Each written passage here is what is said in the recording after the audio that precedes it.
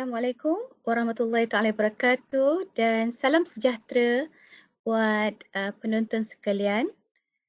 Para pendengar yang menonton video ini, saya harap perkongsian saya ini akan memberi manfaat kepada kita. Dalam kalangan pelajar mungkin memberi sesuatu yang baru, sesuatu yang boleh diaplikasikan dalam pembelajaran. Kepada ibu bapa mungkin sesuatu yang boleh disampaikan kepada anak-anak dan juga mungkin sesuatu yang boleh dikongsikan kepada sahabat anda dan sebagainya ya. Jadi saya Profesor Madya Dr. Rafidah Agha Muhammad Jaladin ingin berkongsi satu tajuk yang mungkin jarang kita dengar dalam mana-mana platform, tetapi ia sangat berguna bagi seorang pelajar. Topik yang akan saya kongsikan ini adalah the psychology of learning ataupun pembelajaran dari perspektif psikologi. Baiklah, kita biasa mendengar bahawa anak-anak ataupun pelajar kita perlu belajar. Kena belajar sesuatu perkara, tetapi tak ramai yang cuba membantu kaedah ataupun cara untuk mereka belajar. Apa kaedah atau strategi yang sesuai dan bagaimana membantu mereka untuk belajar.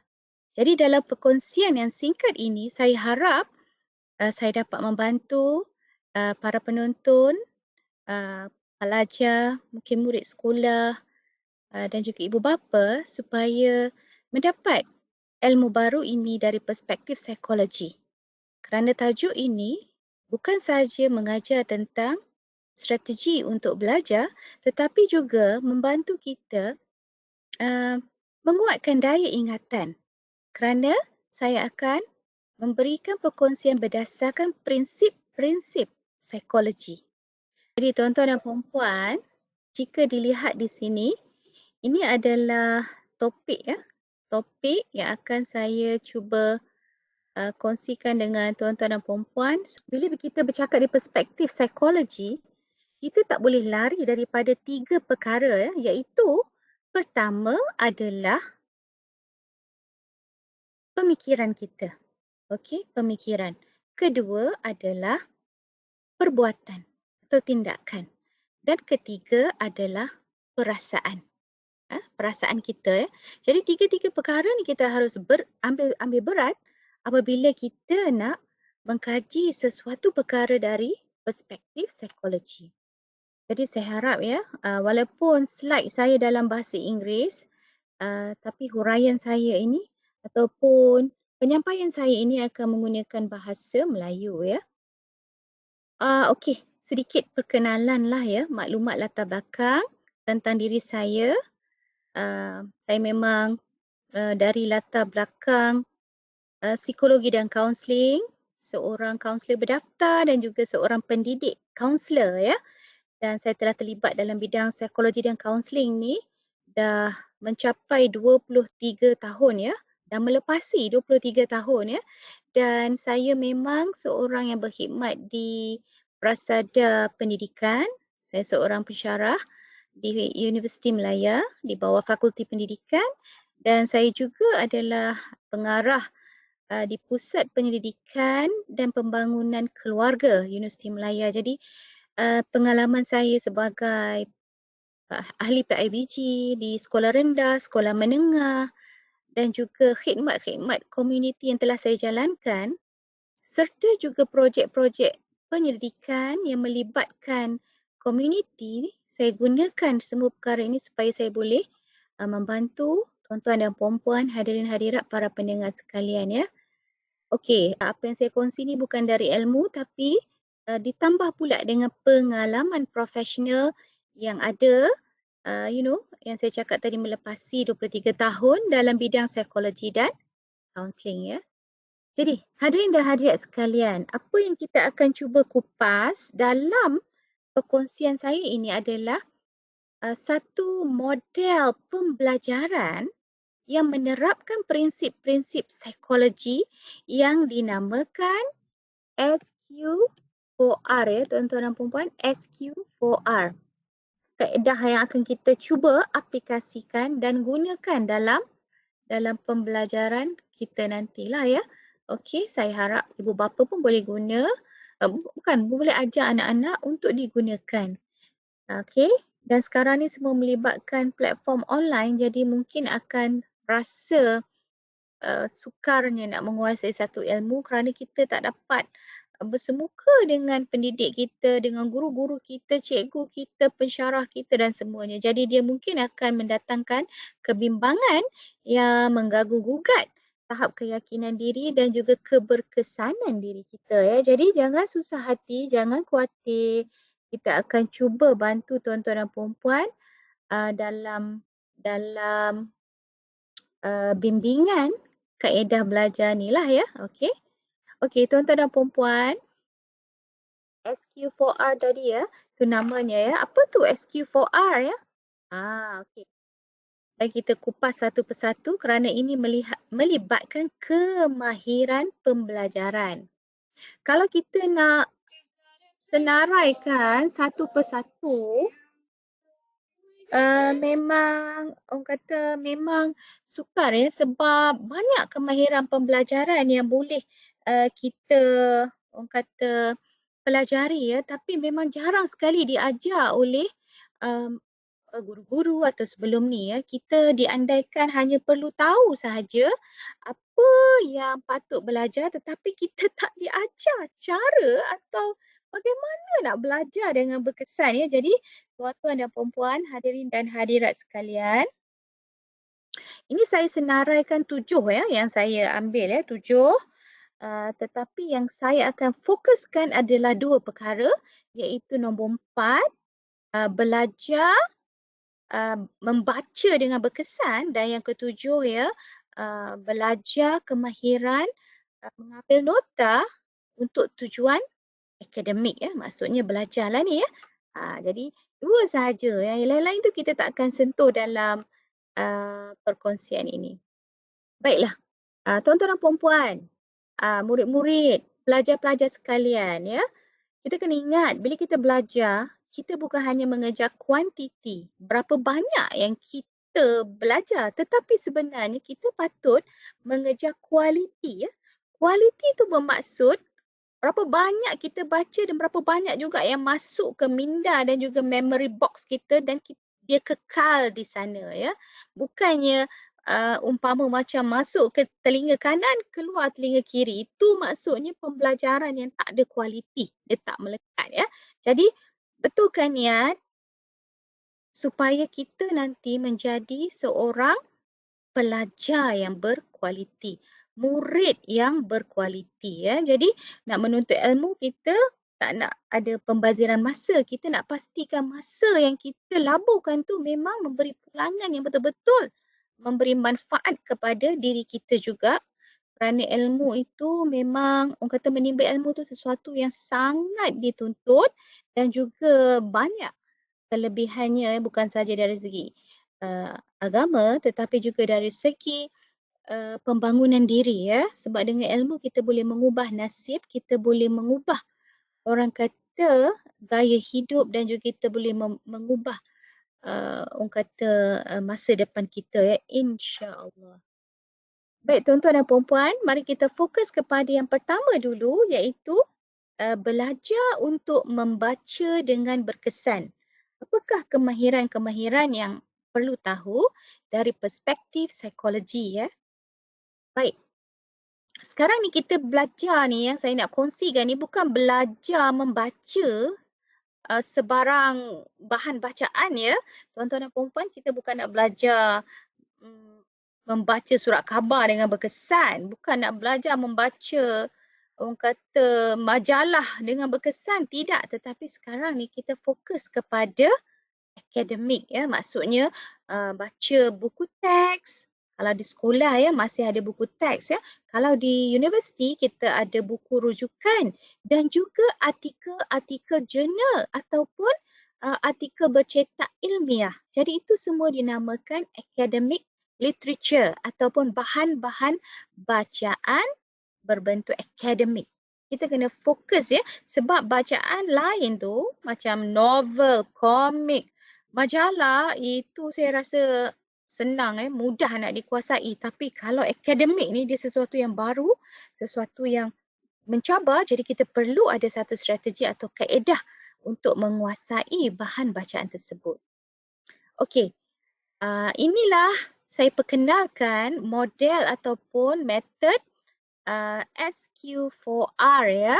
Jadi dah dipaparkan di slide ini yang mana SQ4R tu adalah singkatan kepada yang pertama survey, membuat tinjauan. Yang kedua question, okey, menjana soalan-soalan. Yang ketiga read, membaca, memulakan pembacaan. Yang keempat recite. Recite maksudnya mengingat balik apa yang kita dah baca. Yang kelima adalah relate, membuat perkaitan bahan yang kita baca. Dan enam adalah review, iaitu membuat ulang kaji semula perkara-perkara yang telah kita baca ya. Jadi SQ4R tuan-tuan dan puan-puan telah terjawab misteri ini, iaitu dia adalah untuk singkatan kepada 6 peringkat dalam kemahiran membaca dengan berkesan. Baik, tuan-tuan dan puan-puan, saya teruskan ya.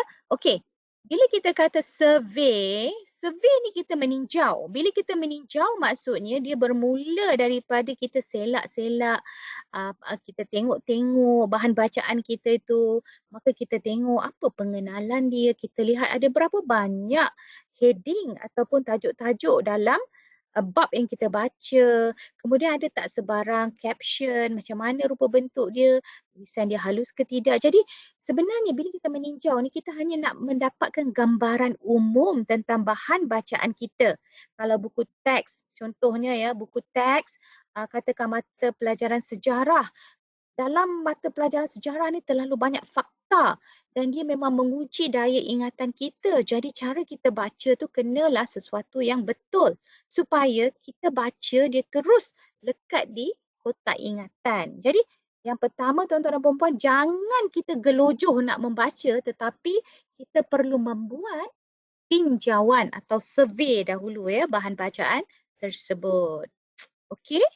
Okey, mari saya teruskan yang peringkat kedua ya. Okey, peringkat kedua pula, sebelum kita mula membaca, kita perlu fikirkan dan cuba janakan seberapa banyak soalan daripada tajuk bab ataupun heading, judul-judul, tajuk-tajuk kecil yang ada dalam bahan bacaan.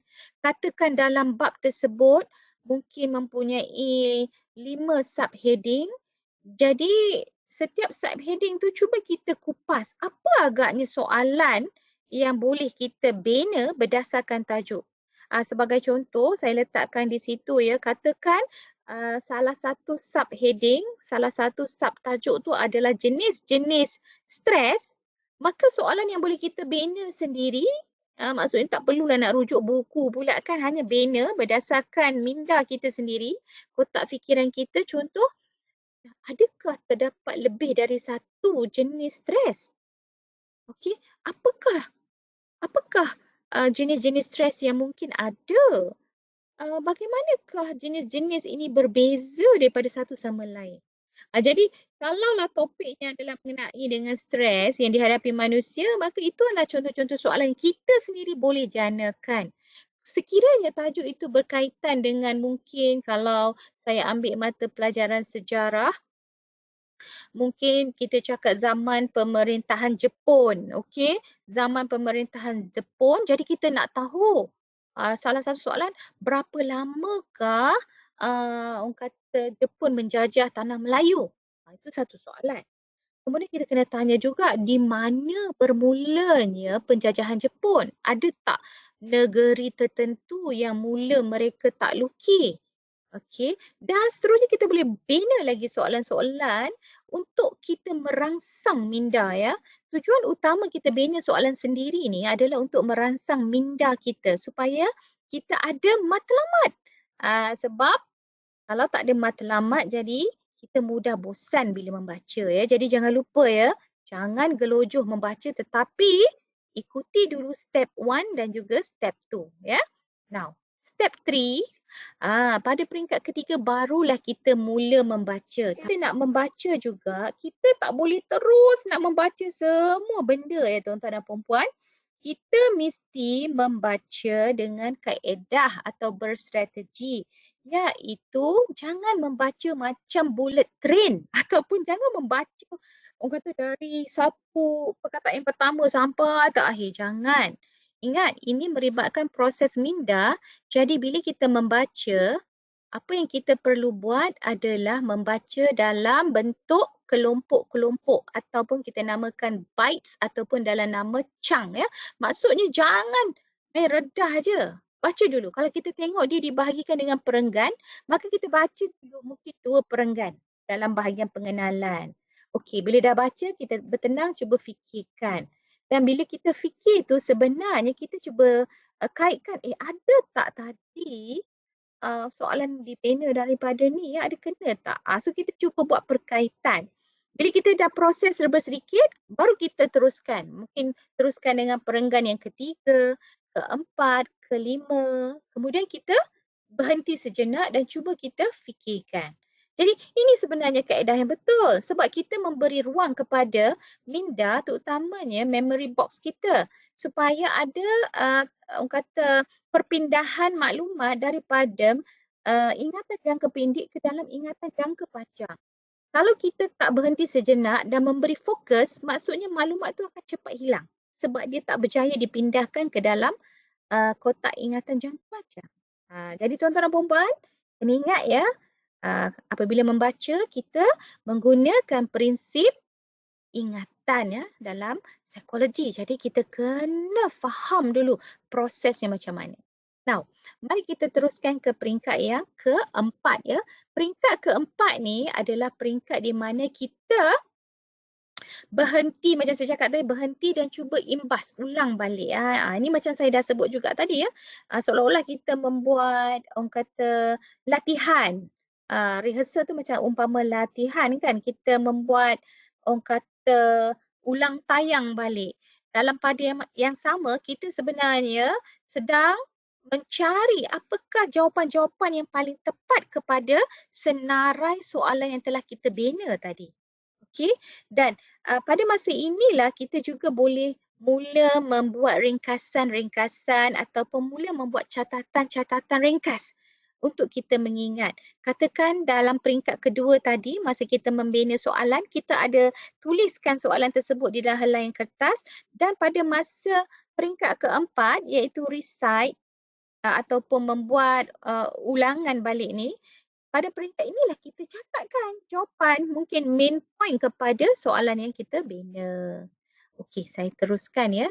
Okey, sekarang kita beralih ke peringkat yang kelima. Kelima ni dinamakan membuat perkaitan. Apa yang kita nak buat perkaitan adalah maklumat yang baru ni kita buat perkaitan dengan maklumat yang sedia ada dalam kotak ingatan kita. Sebagai contoh, katakan kita baca mata pelajaran sejarah penjajahan Jepun di tanah Melayu. Jadi, kita membaca dari satu sumber ilmiah ni, tapi kita ada pengalaman. Katakan dulu kita pernah pergi ke satu persembahan teater yang mungkin ada menceritakan serba sedikit tentang penjajahan Jepun di tanah Melayu. Jadi maklumat tentang teater tu dah ada dalam memori kita. Jadi apa yang kita baca yang baru ni, kita kaitkan. Kita buat satu perkaitan supaya ingatan yang baru ini akan dapat dikukuhkan oleh ingatan yang sedia ada dalam memori jangka panjang. Okey, ini sebenarnya kita enhance kita punya memory. Kita menguatkan daya ingatan kita. Sebab kita tak anggap ini sesuatu yang baru. Kita anggap benda ni ada kaitan dengan memory ataupun maklumat yang sedia ada di dalam ingatan kita. Ramai yang kita lupa sebab bila kita anggap sesuatu baru, dia akan menjadi sesuatu yang membebankan kepada proses minda. Tambahan pula nak disimpan dalam kotak ingatan. Tetapi dengan adanya langkah kelima ini, bila kita buat perkaitan, kita telah orang kata menurunkan bebanan tu sebab kita dah orang kata buat cari persamaan maklumat sedia ada dengan maklumat baru, jadi dia menjadi sesuatu yang lebih dekat dan lebih mudah untuk kita ingat. Langkah terakhir dinamakan review ataupun ulang kaji. Ini hanya berlaku selepas semua bahan yang kita perlu baca tu telah selesai kita baca. Dan pada masa ini kita ulang kaji, maksudnya kita hanya untuk lihat bahagian mana agaknya yang kita masih kurang arif atau kurang faham, dan kita hanya selak semula untuk kuatkan je bahagian-bahagian tertentu. Pada masa ini jugalah kita cuba menjawab soalan-soalan, sama ada soalan tu datang dari kita sendiri ataupun terdapat koleksi soalan-soalan daripada mungkin sumber yang lain yang ada kaitan dengan tajuk yang kita baca, ya. Betapa kerap kita mengulang kaji, maka itu adalah satu kunci untuk kita menggilap tabiat belajar. Sebab bila kita dah berjaya menguasai 6 langkah ini, maka dia akan jadi satu tabiat sebab dia terhasil pada tindakan ya, dia kemahiran, dan bila dia jadi tabiat, maka nanti dia akan jadi lebih mudah. Lebih mudah untuk kita gunakan atau aplikasikan metod atau model ini di dalam bahan bacaan yang lain.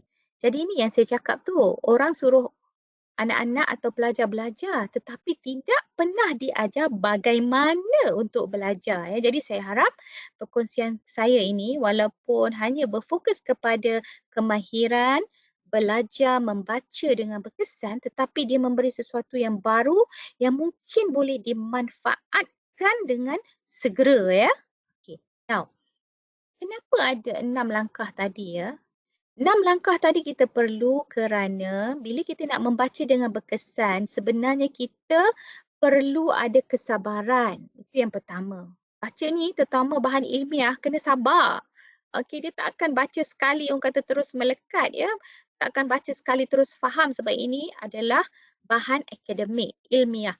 Yang kedua, mestilah dia ada matlamat. Dia mesti ada tujuan, ada sebab. Itu sebab bila langkah kedua kita cuba jana soalan. Sebab soalan-soalan tu yang memberi matlamat. Bila kita baca, maksudnya kita ada tugas nak mencari jawapan kepada soalan. Yang ketiga, pembacaan ni mesti dalam bentuk pragmatik. Jangan kita hanya fikir skop pembacaan. Cuba kita melihat secara yang lebih luas, secara pragmatik. Kenapa perlu ilmu tentang penjajahan Jepun di tanah Melayu? Oh, sebab kita nak faham tentang minda yang terjajah kerana walaupun dah berlaku kemerdekaan, dah sambut kemerdekaan berkali, tapi masih ada juga individu yang dinamakan terjajah mindanya. Apa maksud? Jadi kita cuba mengaitkan peristiwa yang dah lepas dengan apa yang berlaku dalam konteks semasa. Yang seterusnya adalah bila kita membaca, sebenarnya kita perlu buat orang kata muhasabah, macam membuat refleksi dalam diri kita, terutama yang berjurus daripada pengalaman kita. Bila kita membuat perkaitan sesuatu yang baru iaitu yang ilmiah dengan membuat refleksi yang berkaitan dengan pengalaman kita sendiri, maka itu akan menjadikan bacaan itu lebih berkesan, ya, sebab kita nampak ada makna di sebalik apa yang kita baca. Walaupun tajuknya sekadar penjajahan Jepun di tanah Melayu, tapi dia memberi makna sebab kita nak kenal dan kita nak mengelakkan daripada terkena orang kata uh, penyakit minda yang terjajah ataupun minda uh, orang kata kategori 3, ya. Minda kelas ketiga. Ketiga ni macam follower, tak boleh nak berfikir sendiri, tak ada autonomi. Dan seterusnya recursively tu maksudnya kenalah kita membuat secara istiqomah berterusan, ya, sebab ada kalanya sesuatu bahan atau topik itu sangat susah berbanding topik-topik yang lain. Jadi tak bolehlah one time reading menggunakan 6 langkah, that's it. Tak boleh. Kadang-kadang kena buat pengulangan, ya. Bergantung kepada tahap kesukaran topik atau bahan. Baiklah tuan-tuan dan puan-puan, lagi satu yang saya perlu beritahu, kongsikan adalah bila kita membaca, sebenarnya kita kena libat sama diri kita dalam proses membaca tu, ya. Sebab kalau kita tak libat sama, maksud kita tak ada rasa kita ni orang kata berdamping dengan bahan bacaan, okey, maka nanti hilang makna. Bila hilang makna, cepat bosan. Bila cepat bosan, maksudnya bila baca 10 muka surat, mungkin tak ada satu pun yang melekat. Jadi kita kena hati-hati, kena sentiasa pesan pada diri, kita kena sentiasa libat sama, berdamping dengan bahan bacaan kita. Sebab kalau kita tak berdamping, Nanti kita tak tahu ini penting ke tak. Mungkin kita ada andaian tersendiri, oh tak payah baca, tak payah baca. Itu sebab ada fenomena spot soalan bila nak exam ya, sebab dia menggunakan tanggapan semua ni tak bagus. Jadi tu tak elok ya budaya macam tu ya, spot soalan. Baiklah tuan-tuan dan puan-puan, secara rumusannya ingat, pertama tadi bila nak membaca dengan berkesan perlukan kesabaran.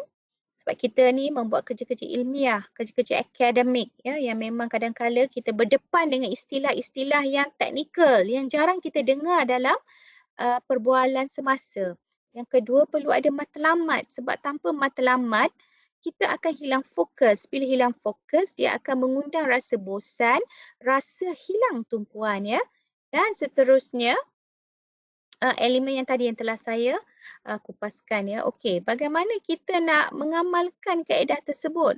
Cuba bayangkan ni ya, cuba bayangkan dua ni.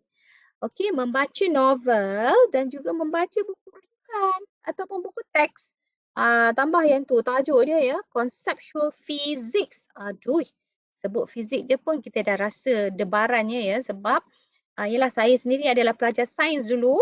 Masa saya di tingkatan 5 memang saya ambil tiga-tiga mata pelajaran sains ya, biologi, kimia, dan juga fizik ya. So memang terasa bahang dia lagi ya walaupun dah meninggalkan zaman tersebut punyalah lama. Tapi memang orang kata mata pelajaran sains ni ya, sains tulis ni memang mencabar. Okey, kalau diberi pilihan yang mana agaknya yang disukai, yang nak dibaca?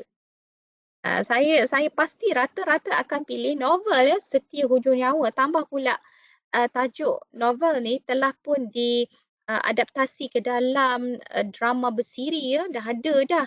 Orang kata drama yang dibuat lagi mudah untuk ingat. Tapi kalau fizik, conceptual fizik, semestinya itu menjadi satu cabaran. Okey.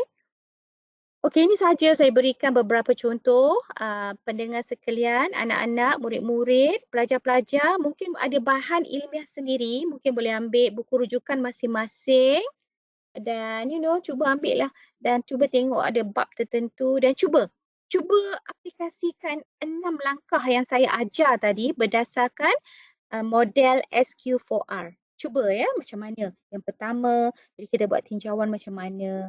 Cuba ambil masa ya. Cuba ambil masa.